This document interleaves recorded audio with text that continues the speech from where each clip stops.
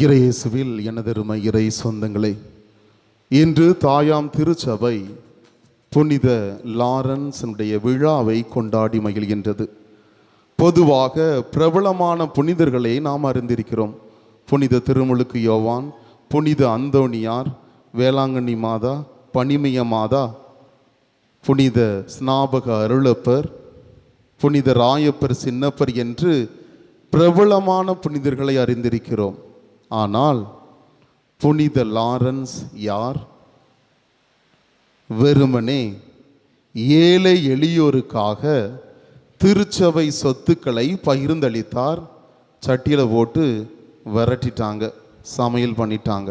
அப்படி இருந்தும் நெருப்பில் விட்ட பொழுதும் சொன்னாராம், என் ஒரு பக்கம் வியாகலை, இன்னொரு பக்கம் திருப்பி போடுங்க என்று. அந்த நெருப்பிலும் துன்பத்திலும் வேதனையிலும் இந்த திருத்தொண்டர் புனித மறைசாட்சியுமான லாரன்ஸனுடைய வாழ்க்கை உண்மையிலேயுமே நெகிழ்ச்சி கொள்ள செய்கிறது.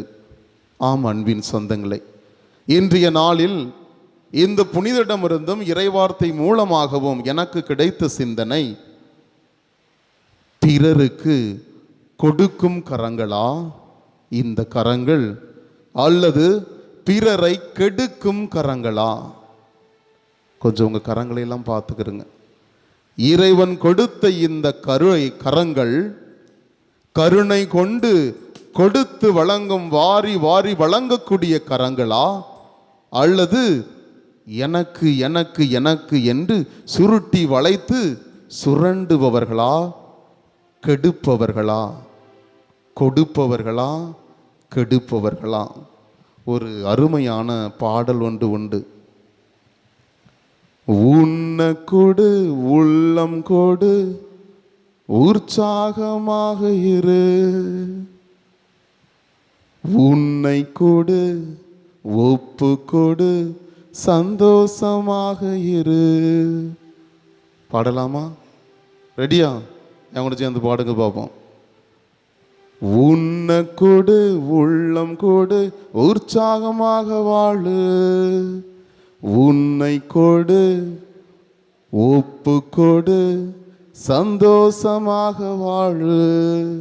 ஆம் அன்பின் சொந்தங்களை, உண்மையிலேயுமே இந்த புனித லாரன்ஸ் தன்னுடைய உடலை மறை சாட்சியாக ஏழை எளியோருக்கு கொடுத்தார் என்று மரபு நமக்கு கூறுகிறது. முக மலர்ச்சியோடு கொடுப்பவர்களே, என்னது? முக மலர்ச்சியோடு கொடுப்பவர்களே, fill in the blanks, கோடிட்ட இடத்தை நிரப்புக. முதல் வாசகம். எந்திரிச்சு சொல்கிறவங்களுக்கு, அன்னைக்கு அந்த பிள்ளைக்கு பரிசு கொடுத்துட்டேன்ப்பா, ஆனால் என் மோதிரத்தை கொடுக்க முடியல, ஒரு ஜெபமாலையே கொடுத்தேன். முக மலர்ச்சியோடு கொடுப்பவர்களே, பார்ப்போம் யார் வாசகத்தை கவனிச்சிருக்கான்னு. என்னம்மா, அந்த அம்மாவுக்கு ஜோரா உற்சாகப்படுத்தி கைதட்டுங்க.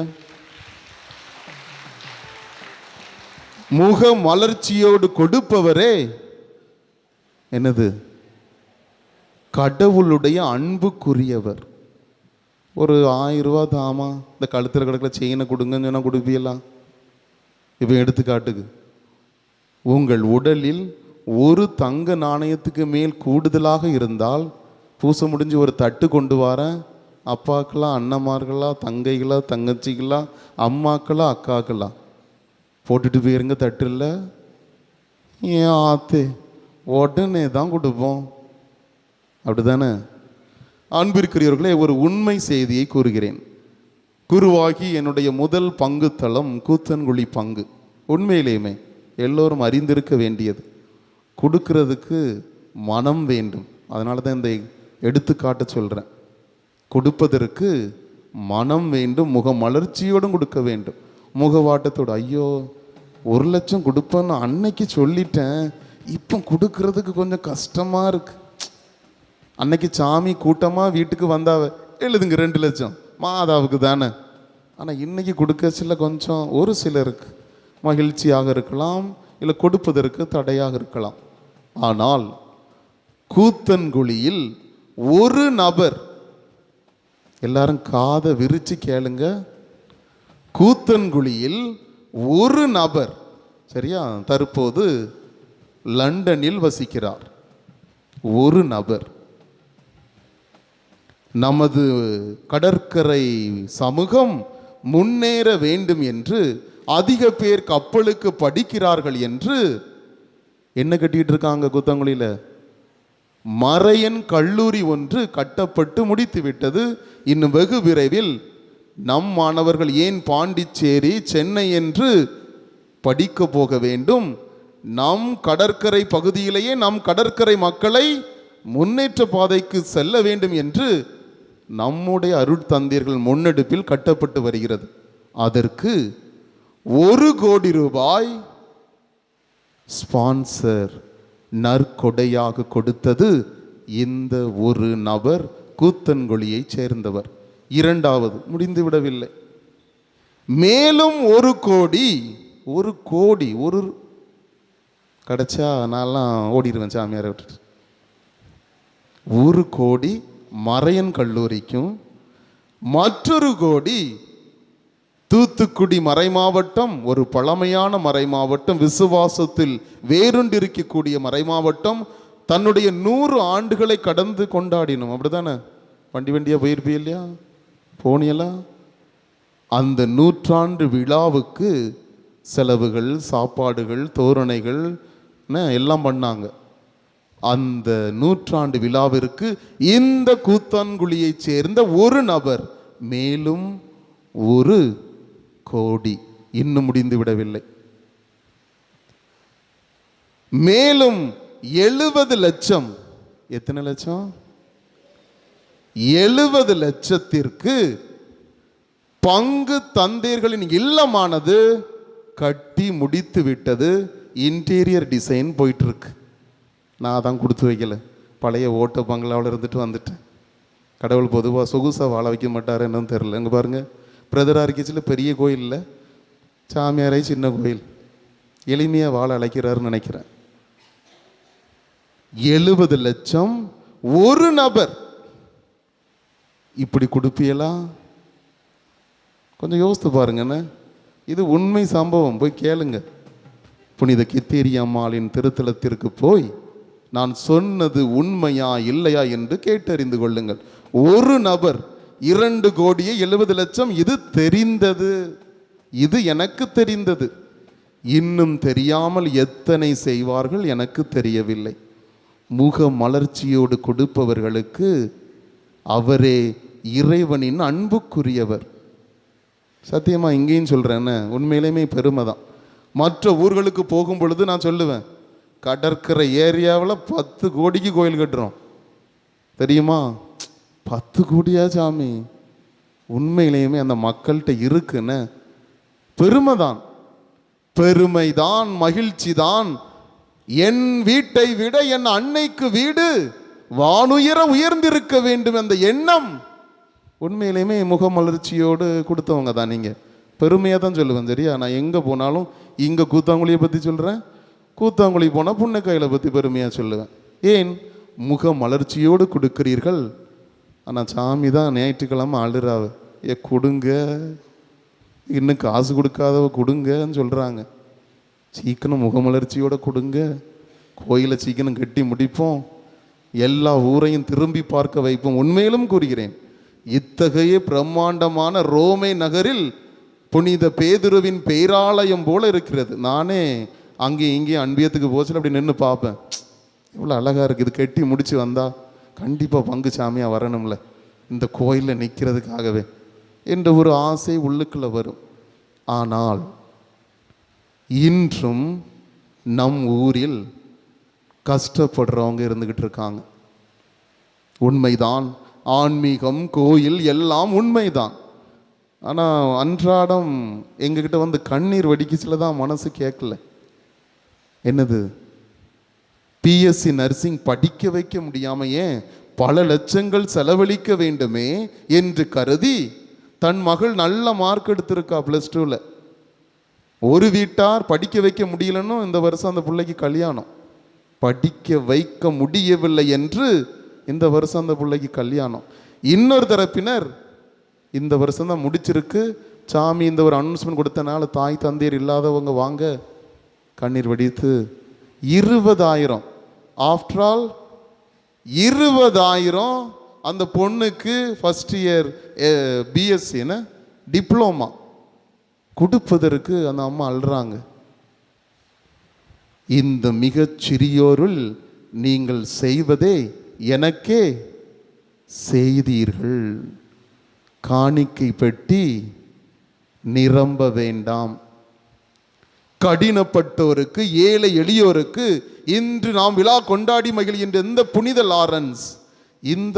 லாரன்ஸ் அரசுக்கு சொத்தையெல்லாம் கேட்டாங்களாம், எழுதி வச்சிரு. ஆனால் இந்த புனித லாரன்ஸ் திருத்தொண்டராக இருக்கிறதுலேயே திருச்சபையின் சொத்துக்களுக்கும் உடைமைகளுக்கும் பொறுப்பாளராக இருந்தாராம். அவர் சொன்னாராம், இந்த திருச்சபையின் சொத்துக்கள் ஏழை எளியோரை அவர்களுக்கே இந்த சொத்துக்கள் போய் சேர வேண்டும் என்று ஒரு சில பேர் ஆசைப்படுவாங்கன்னு. பனிமிய மாதா கோயிலில் பங்கு சாமியாக இருக்கணும், சின்ன சாமியாக இருக்கணும். ஏன்? வருமானம் இருக்கு. மாதா கழுத்து தொங்குற மாதிரி என்னது, மாதா கழுத்துன்னு சீக்கிரம் கீழே விழுந்துடும், நகையாக தொங்குது.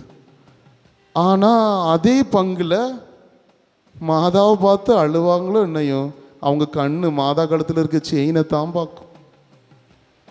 மாதாவே உன் கழுத்தில் தொங்குதே, என் மக கழுத்தில் தொங்க ஒன்று கூட இல்லையே. நகைக்காக அல்ல, கல்வி படிக்க வைங்க. கர்ம வீரர் காமராஜர் கூறுவது போல, ஒரு பிள்ளையை ஒரு வீட்டில் படிக்க வைங்க, அந்த வீடு முன்னேறிடும். படிக்க வைங்க. உண்மையிலும் வெறுமனே இந்த மறைவுரையை கேட்டுட்டு வெளியே வந்து நல்லா இருக்குன்னு சொல்லாதீங்க. கேட்டுட்டு உங்கள் அன்பியத்தில் இல்லை இந்த ஊரில் இல்லைன்னா எங்ககிட்டையாவது வாருங்க. நான் ஃபாதர் ஒரு பிள்ளைய தத்தெடுத்து படிக்க வைக்கிறேன்.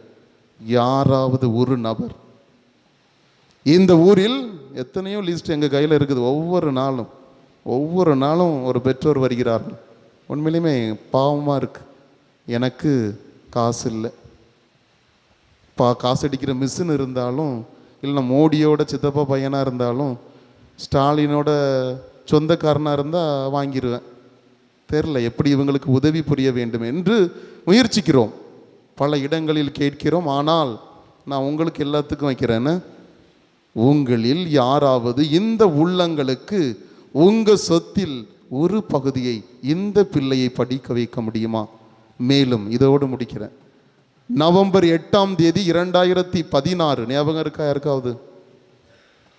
நவம்பர் 8ஆம் தேதி 2016ஆம் ஆண்டு ஞாபகம் இருக்கா? சொல்றவங்களுக்கு மீண்டும் பரிசு. டிமோனடைசேஷன் அப்படின்னா என்ன?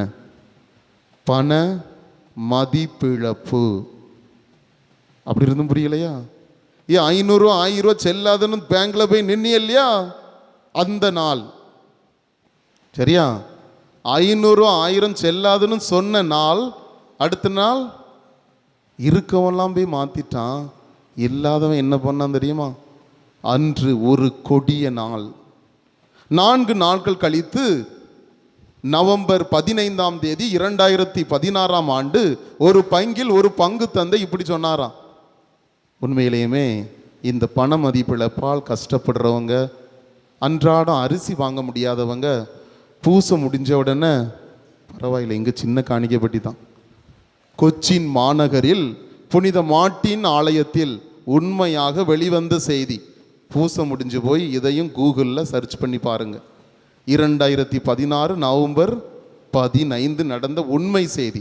ஒரு ஆலயத்தில் பங்கு தந்தை இவ்வாறு கூறினாராம்: கஷ்டப்படுறவங்க பூசை முடிஞ்சு இந்த காணிக்கைப்பட்டியை திறந்து வைப்பேன் பாருங்க, எப்போ திறப்பான்றீங்களா?